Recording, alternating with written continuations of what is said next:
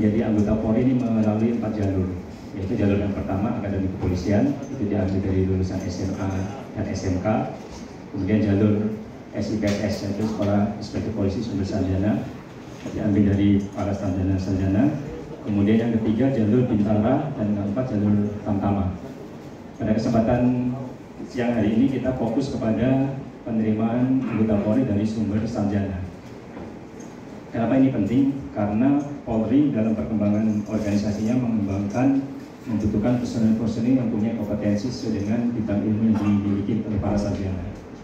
Untuk rekrutmen sarjana ini ada 2 jalur, satu jalur reguler dan satu jalur proaktif. Jadi jalur proaktif ini kenapa dipilih? Karena akan disesuaikan dengan perkembangan kebutuhan organisasi Polri setiap tahun. Jadi setiap tahunnya selalu berubah. Mungkin tahun kemarin ada 12 prodi, tahun ini ada 8 prodi, dan itu akan berubah dari tahun ke tahun sesuai dengan kebutuhan pemenuhan. Kebutuhan pemenuhan ini dihitung dari beberapa perwira Polri yang memiliki disiplin ilmu yang akan memasuki masa pensiun, sehingga perlu ada kader-kader baru.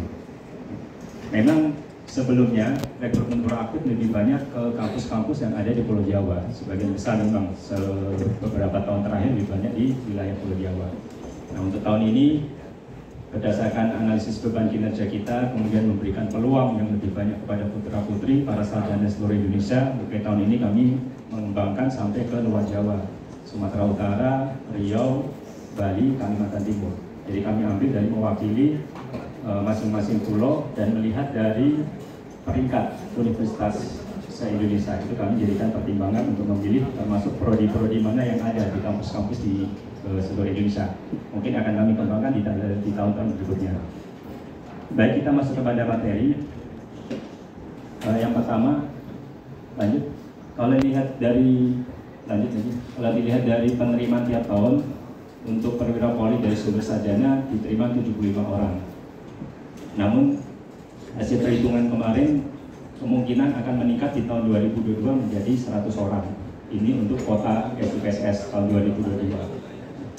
Jadi 100 orang ini terdiri dari 2 jalur, yaitu jalur reguler dengan jalur rekrutmen proaktif. Nanti akan kami jelaskan rekrutmen proaktif prodi mana saja. Sebelumnya rekrutmen proaktif ini diberikan kuota 10% dari total. Tapi bisa juga nanti tidak harus 10%, tapi bisa menambah tergantung dari peminat, atau dalam bahasa rekrutmen itu animo. Peminatnya banyak, itu bisa nanti mempengaruhi dalam persentase. Kemudian lama pendidikan itu dilaksanakan selama 7 bulan, bergabung dengan Komplek Akademi Kepolisian di Semarang. Kemudian inputnya dari sarjana S1 ataupun S2 dengan kompetensi khusus. Ini ada perbedaan perlakuan terhadap perwira-perwira yang lulusan sarjana S1, S2 maupun S3. Mereka mendapatkan masa dinas surut atau percepatan kenaikan pangkat. Jadi kalau lulus pendidikan itu ada Inspektur Polisi 2, IPDA, itu yang Inspektur Polisi 1 itu 4 tahun. Tapi kalau S3 dia masa percepatan 3 tahun, jadi cukup 1 tahun langsung naik. Kalau S2 2 tahun, S1 1 tahun. Jadi kalau misalnya dia 3 itu harusnya 4 tahun karena dia punya latar belakang S1, 3 tahun bisa naik pangkat. Itulah penghargaan terhadap kompetensi sarjana. Kemudian diproyeksikan untuk mengisi pos tertentu sesuai keahlian kesarjanaan. Mungkin sebagian besar masyarakat Polri itu seperti apa, tahunnya lalu lintas, tahunnya reskrim, kemudian tahunnya bimas, padahal di dalamnya banyak, ada 25 fungsi paling tidak.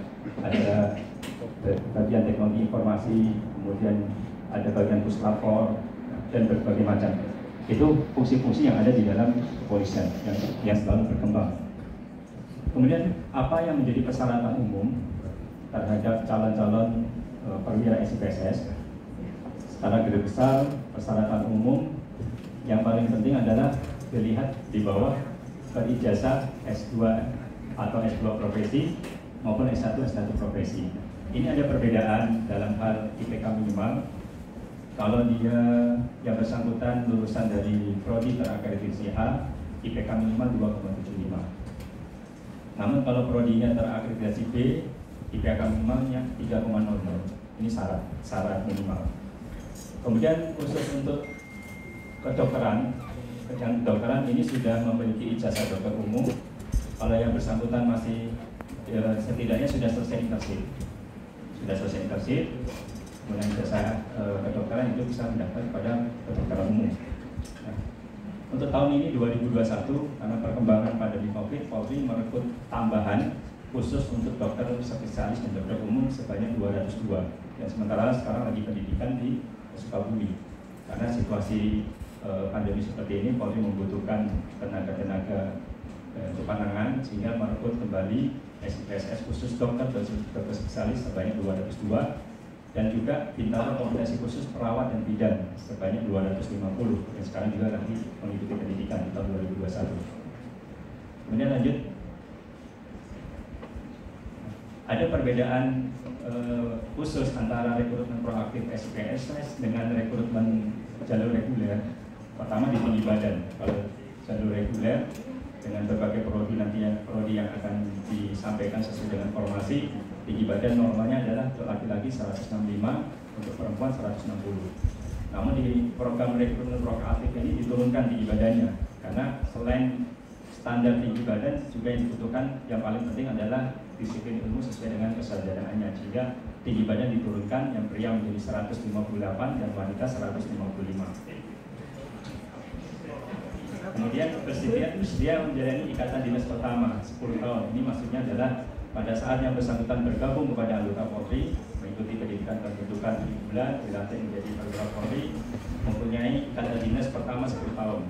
Setelah 10 tahun bisa mengundurkan diri, beralih profesi, atau tetap melanjutkan ikatan dinas berikutnya sampai nanti pensiun di umur 58. Nah, itu maksudnya seperti itu. Kemudian apabila sudah bekerja di instansi lain, kalau diterima menjadi anggota Polri, wajib untuk mengundurkan diri karena tidak bisa berprofesi di dua instansi. Jadi wajib mengundurkan diri di instansi lain pada saat diterima menjadi anggota Polri. Kemudian tahapan kegiatan pemeriksaan atau ujian meliputi dua tingkatan, yaitu di tingkatan pandai, di tingkatan daerah, adalah ini dilakukan oleh Polda. Itu ada pemeriksaan administrasi, pemeriksaan kesehatan tahap 1. Kesehatan 1 ini rata-rata adalah kesehatan luar, di mana tentang THT-nya, kemudian posturnya, berat badannya, tingginya. Kemudian psikologi tertulis, kesehatan tahap 2 menyeluruh, bagaimana kondisi jantungnya, paru-paru dan segala macam. Kemudian treatment akhir dan penentuan lulusan akhir daerah. Setelah dilakukan kegiatan seleksi di tingkat Polda, Sepanda, maka akan mengikuti di tingkat pusat atau Panpus. Itu akan diulangi kembali, pemeriksaan yang tadi sudah dilakukan di tingkat Panda akan dilakukan kembali di tingkat pusat, yaitu pemeriksaan administrasi, kesehatan 1, kesehatan 2, ini termasuk kesehatan jiwa. Nah, kesehatan jiwa ini penting dilihat bahwa apakah yang bersangkutan itu bisa masuk anggota Polri karena keinginan dan minat sendiri ataukah dipaksa orang tua. Akan terlihat. Apabila dipaksa orang tua pasti akan terlihat bagaimana dari prosesnya nanti. Kemudian pemeriksaan psikologi, wawancara, dan penelusuran mental kepribadian. Ini termasuk di dalamnya adalah penelusuran medsos. Bagaimana kiprah yang bersangkutan di dunia maya atau di medsos. Ini akan menjadi salah satu juga dalam pemeriksaan. Kemudian uji keselamatan jasmani. Ini untuk menjaga kebugaran calon anggota Polri, karena memang pekerjaan anggota Polri itu under pressure.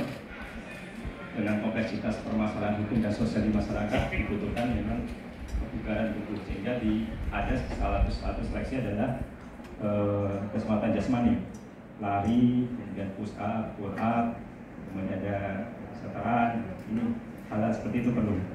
Kemudian uji akademik, di sini fokusnya hanya TPA dan TOEFL saja.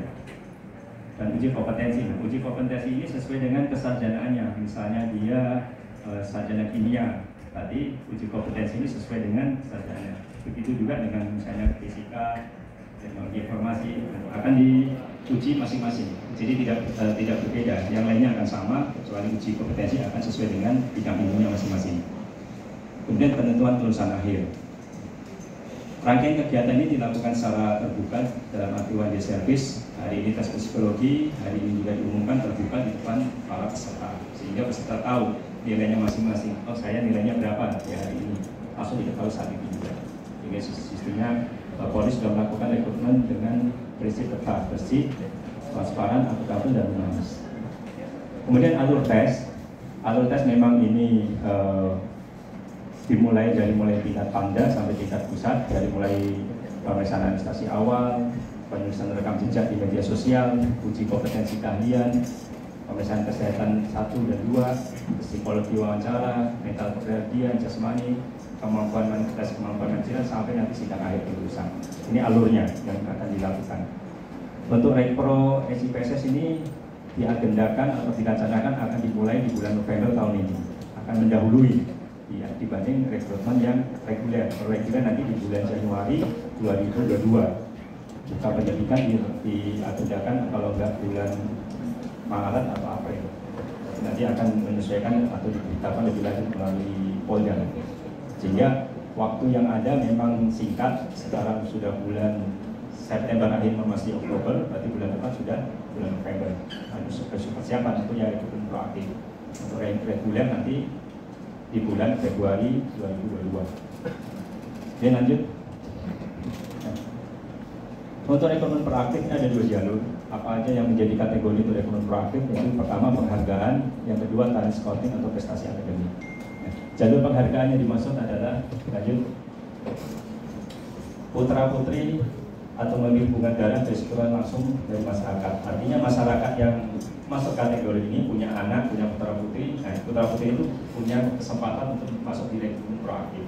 Jadi masyarakat yang gugur, tewas, hilang, catat, tingkat 3 dalam melaksanakan tugas yang dibutuhkan dengan tugas Kapolri dalam melaksanakan tugas dan mati membantu Polri, kemudian memiliki tanda kehormatan, mendapatkan penghargaan dan mendapat barang dari Presiden. Ini anak-anaknya bisa masuk peluang menjadi masuk di penghargaan untuk Rekpro SIPSS. Kemudian bagaimana dengan yang bersangkutan? Lanjut lagi.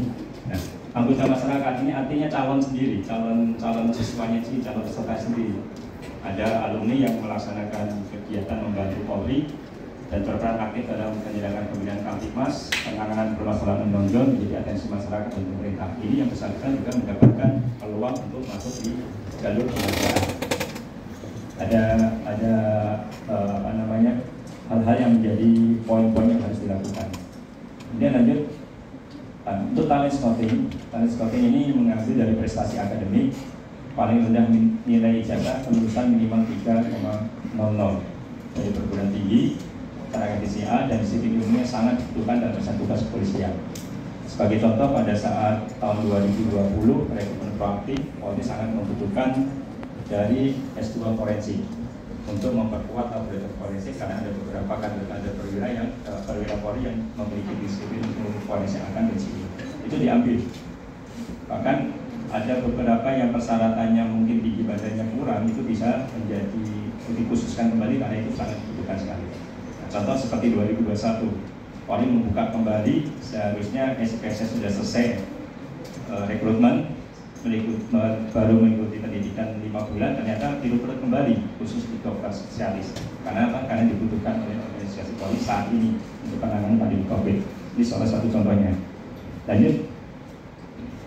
Sebagai gambaran untuk prodi proaktif yang ditawarkan 2021 kemarin, yang sekarang ini lagi mengikuti pendidikan di Semarang selama 7 bulan, adalah ada 12 di tahun 2021.